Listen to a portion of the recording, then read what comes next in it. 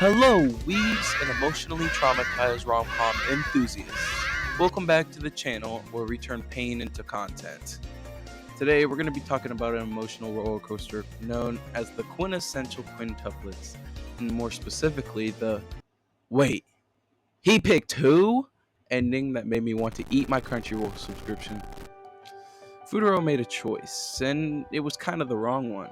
So strap in, grab your Nino body pillow, and prepare yourself for a passionate rant fueled by heartbreak and way too much rewatching. Let's get into this. Iritakamasu.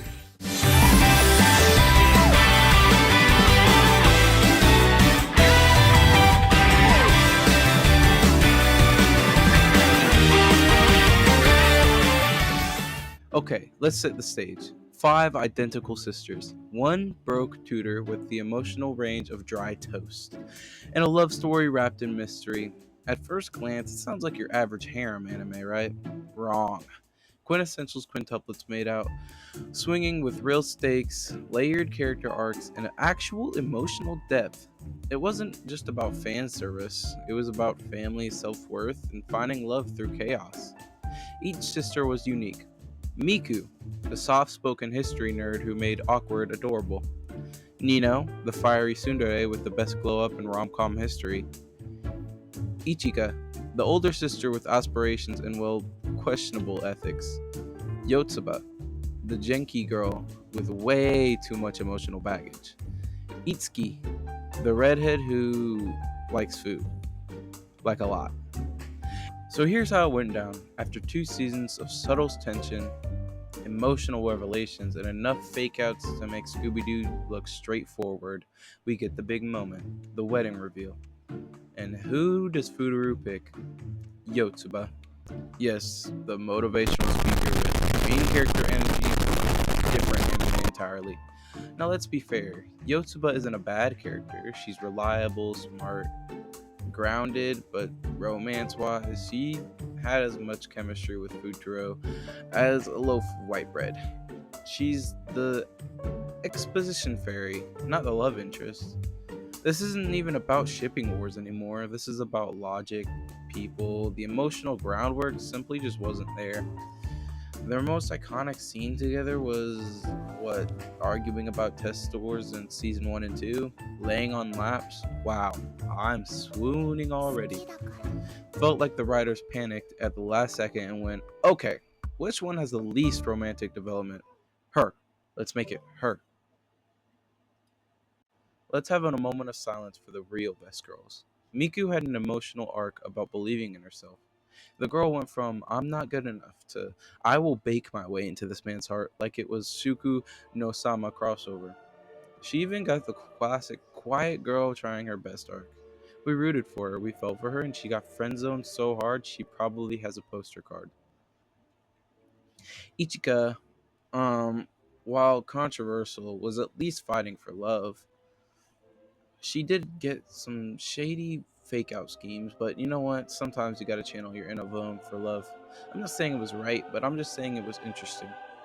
Itsuki, the first one to meet Futaro, and to ask to be tutored.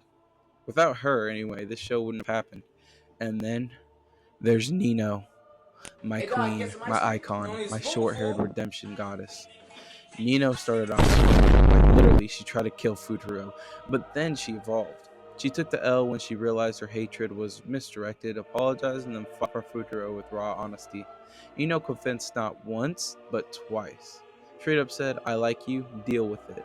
ギリギリセーフ。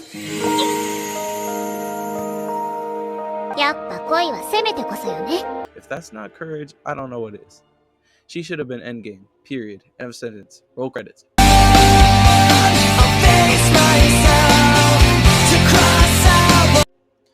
Now, I know I'm roasting the ending like it just burned my dinner, but hear me out. Quintessential Quintuplets is still one of the goats of the genre. The pacing, clean, the animation glowed up by the movie, the characters all fully realized, layered, and emotionally resonant. Even the ending, as bad as the choice was handled with emotional sincerity. It wasn't a cheap harem ending where everyone gets a kiss and a bat on the head. It had consequences, bittersweet moments, closure. You could feel the pain from the rejected girls, and they weren't just tossed aside, they were allowed to mourn, grow, and move on. That's what elevates it. It hurts because it was real. The story respected the characters, even if it didn't respect our opinions. Alright, so there's a fan theory out there that Futaro always loved Yotsuba because she reminded him of his childhood dream girl, but plot twist, all of them were the dream girl at all different points. It's like emotional inception, but it honestly doesn't make the ending better, it's just more confusing. Imagine a vision where the show pulled a mad twist and made them all poly. Bam, quintessential pentagon, problem solved. 5 rings, 1 confused man, and 0 wars in the comment section. So yeah, Futaro picked the least spicy ramen in the pack, and we're all supposed to clap. Nah, I respect the show, but I will never not be mad. If you agree Nina was dropped, hit that likes and subscribe button, like she hit Futaro with that flying kick in season 1. Drop your best girl in the comments, and don't say Yotsuba unless you want to die. Subscribe for more anime takes, and remember, when life gives you quintuplets, always choose the one who changes for the better, not the one who just eats a lot of muffins. See you next time, degenerates.